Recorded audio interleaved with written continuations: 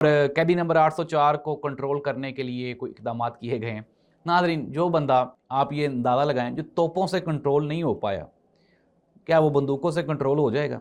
महमूद अचकज़ई साहब ने कहा है कि अगर आप, नवाज शरीफ साहब को उन्होंने जवाब दिया, आसिफ अली ज़रदारी साहब को जवाब दिया, उन्होंने कहा कि अगर आप इस मुल्क में 1% भी जमहूरियत के हामी हैं, हकदार हैं, जमहूरियत के साथ खड़े हैं, तो फिर आएँ और आके हमारे साथ आके ये जो एहतजाज है ना फरवरी वाला, इसमें खड़े हो जाएं। 8 फरवरी की कॉल बहुत तगड़ी है और मैं आपको ये बता चुका हूँ कि वुकला, ताजर तंजीमें, किसान और इसके अलावा जो ड्राइवर्स हजरात हैं, जो गुड्स ट्रांसपोर्टेशन वाले हैं, वो इन सब ने तहैया कर लिया है कि अब की बार जो है ना इस निज़ाम से जान छूटेगी तो फिर ही कहीं और जाएंगे। नाज़रीन, मैं हूँ जाहिद अब्बास नकवी और आप देख रहे हैं हमारा सोशल मीडिया चैनल। आपसे रिक्वेस्ट है कि मैं सब्सक्राइब करें और अपने कमेंट से ज़रूर आगाह करें। इस्लामाबाद हाई कोर्ट की वहाँ पे 3 जो जजेस हैं उनकी तकर्री हुई और उनकी तकरीब हलफ बर्दारी थी। इस्लामाबाद हाई कोर्ट का अहाता था, गहरी खामोशी छाई हुई थी और जब वो तकरीब हलफ बर्दारी का प्रोसेस जो है वो जारी व सारी था तो वहाँ पे मौजूद एक वकील के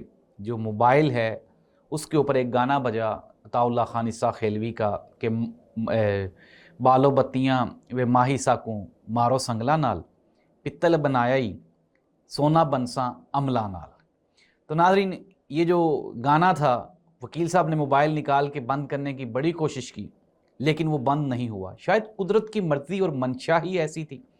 नाज़रीन, ये जो गाना है इसका हमारे जजेस के साथ और हमारी अदलिया के साथ एक डायरेक्ट एक रिलेशन है कि पित्तल बना होता है बंदा और जो आपने सोना बनना होता है वो अपने अमलों से बनना होता है। लेकिन हमारे जजेस ने जो गुज़श्ता 3 सालों में जो अमाल किए हैं, क्या वो सोना बन पाए? वो तो पित्तल से भी मेरा ख्याल है नीचे किसी दर्जे पे चले गए।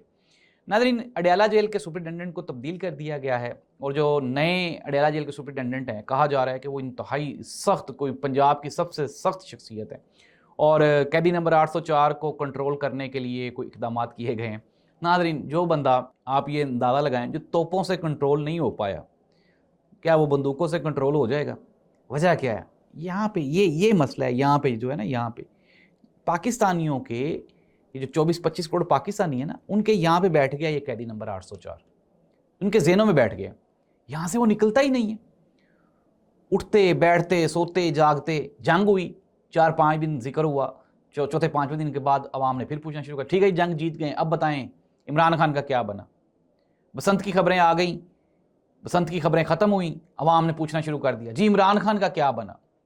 इवन के और तो और कुछ प्राइवेट लीक वीडियोज़ आई, उसके बाद भी अवाम ने पूछना शुरू कर दिया जी कि इमरान खान का क्या बना। तो क्या बताएंगे आप इमरान खान के बारे में इस कौम को? महमूद अचकज़ई साहब के बारे में कुछ इंकशाफात और कुछ वाक़यात और कुछ ख़बरें हैं। ख़बर ये है कि महमूद अचकज़ई साहब अपनी वो जो चादर बांधते हैं ना, उसके पीछे उन्होंने गहरे राज छुपा रखे हैं। मियाँ मोहम्मद नवाज शरीफ साहब की तरफ से भी उनको कोई पैगामात भेजे गए, आसिफ अली ज़रदारी साहब की तरफ से भी, लेकिन हमारे सोर्सेज ने यह खबर निकाली है कि महमूद अचकज़ई साहब ने कहा है कि अगर आप, नवाज शरीफ साहब को उन्होंने जवाब दिया, आसिफ अली ज़रदारी साहब को जवाब दिया, उन्होंने कहा कि अगर आप इस मुल्क में 1% भी जमहूरियत के हामी हैं, हकदार हैं, जमहूरियत के साथ खड़े हैं, तो फिर आएँ और आके हमारे साथ आके ये जो एहतजाज है ना फरवरी वाला, इसमें खड़े हो जाएं। कुछ लोगों ने उनको एक रिक्वेस्ट की है कि जी आप ये जो 8 फरवरी वाला एहतजाज है पीटीआई की तरफ से जो होने वाला है, इसको मुलतवी करवा दें।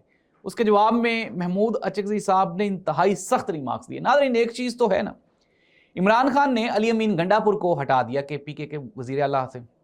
इन्होंने कहा जी कि नया बंदा जो बनेगा ना वो इमरान खान की मर्ज़ी से नहीं बन सकता। इमरान खान ने साबित किया कि सुहेल अफरीदी आया और वही आया जिसको इमरान खान लेकर आया। इमरान खान ने आज से 8 महीने पहले महमूद अचकज़ई साहब की नॉमिनेशन की। इन्होंने कहा ये नहीं रखेंगे, आप जो मर्जी का लें। रखा गया कि नहीं रखा गया? रखा गया ना।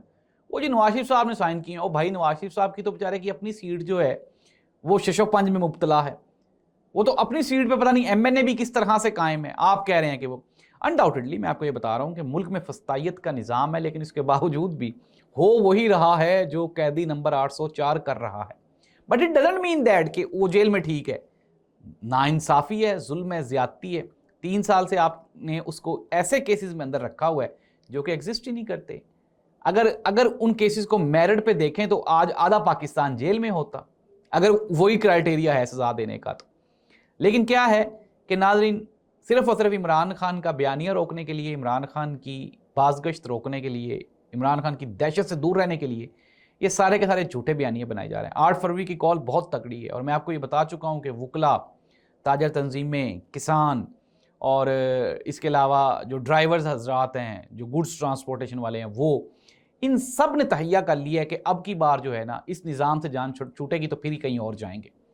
اٹ مینز دیٹ کہ کھلبلی مچی ہوئی ہے اسلام آباد کے ایوانوں میں، ایویں نہیں وہ کہہ رہے۔ ناظرین ایک چیز اور بھی، اب تو گزشتہ 3 سالوں کی جو ہسٹری ہے، پولیٹیکل ہسٹری پاکستان کی، اس سے یہ ثابت ہو گیا کہ پی ٹی آئی جب بھی کال دیتی ہے تو گفت و شنید اور بات چیت کے دروازے حکومت کھولنا شروع کر دیتی ہے۔ لیکن ناظرین اس مرتبہ عمران خان کو قید تنہائی میں رکھ کے تو جو روش اور جو مثال قائم کی جا رہی ہے، اس کی جو مثال ہے پاکستان کی 70 سالہ تاریخ میں کہیں پہ بھی نہیں ملتی۔ بھٹو صاحب جو ہیں وہ جیل میں رہے اور پھر ان کو پھانسی بھی لگی، لیکن ناظرین اس کے دوران بھی بھٹو صاحب کے ساتھ ملاقاتیں ہوتی رہیں۔ اگر ہم میاں محمد نواز شریف صاحب کی بات کریں، نواز شریف صاحب جیل میں رہے، 2-3 مرتبہ رہے، لیکن مسلسل کھانے، ملاقاتیں، سب کچھ ہوتا رہا۔ عمران خان کا جو کیس ہے وہ انٹائرلی ڈیفرنٹ ہے، اور عمران خان کو نہ صرف جن کیسز میں اندر رکھا گیا وہ سارے کے سارے کیسز جھوٹے ہیں، بلکہ ساتھ ہی ساتھ عمران خان کے اوپر سختی بھی زیادہ ہے۔ ڈاکٹر تک رسائی نہیں عمران خان کو دی جا رہی، کوشش کیا کی جا رہی ہے کہ کہیں نہ کہیں یہ بندہ ٹوٹ جائے، لیکن ناظرین کہنے والے کہتے ہیں کہ وہ بندہ جو سخت گرمی میں اپنا پنکھا بند کر دیتا تھا تاکہ مجھے کہیں نیند نہ آ جائے، تو وہ کیا اس جیل سے ٹوٹے گا۔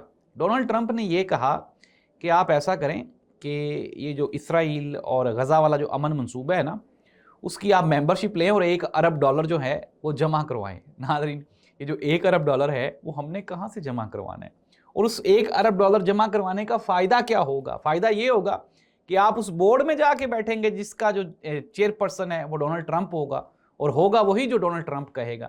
تو پھر ایسی ضلالت اور بدنامی سے $1 ارب خرچ کرنے کا کیا فائدہ؟ تو ناظرین مسئلہ یہ ہے، ڈونلڈ ٹرمپ سے کسی نے پوچھا، انہوں نے کہا جی کہ آپ نے ایران کے اوپر جو حملہ کرنے کا پلان ہے وہ کینسل کیوں کیا؟ تو انہوں نے کہا جی 8,000 لوگوں کو وہاں پہ پھانسی لگنی تھی، تو میرے حملہ کرنے کے میسیج سے وہ جو 8,000 لوگوں کو وہاں پہ پھانسی لگنی تھی وہ اب نہیں لگی۔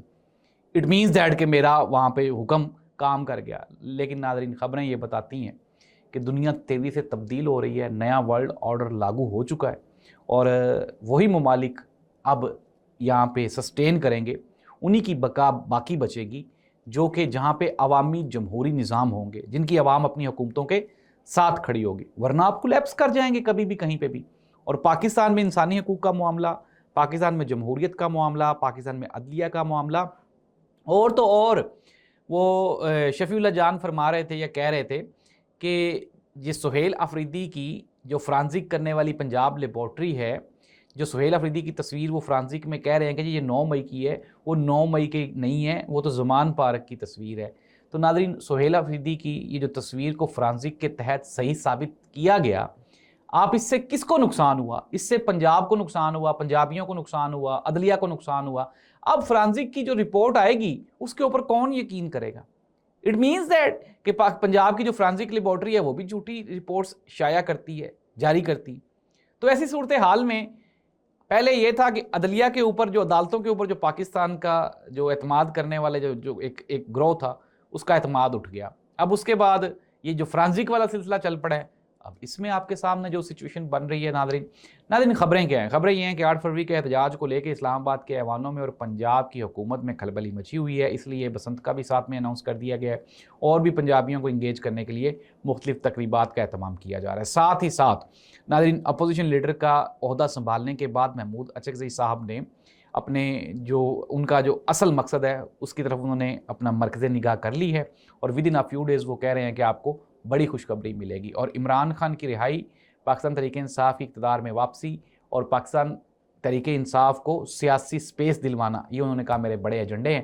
اس دعا کے ساتھ ناظرین کہ اللہ کرے کہ پاکستان میں دیکھیں فوج ہماری بارڈرز پہ لڑ رہی ہے، شہادتیں دے رہی ہے، ملک کے اندر اور باہر قربانیاں دے رہی ہے، لیکن انڈیویجولز کے جو کام ہوتے ہیں، جو کارنامے ہوتے ہیں، اس کا ادارے کے ساتھ کوئی تعلق نہیں ہوتا، اور خصوصاً جو ہمارے سیاستدان ہیں ان کی جو پرفارمنس ہے اس کی وجہ سے وہ جو قربانیاں ہیں وہ بھی ویسٹ ہو رہی ہیں۔ اس دعا کے ساتھ کہ اللہ اس ملک اور قوم کا حامی و ناصر ہو۔ اللہ حافظ۔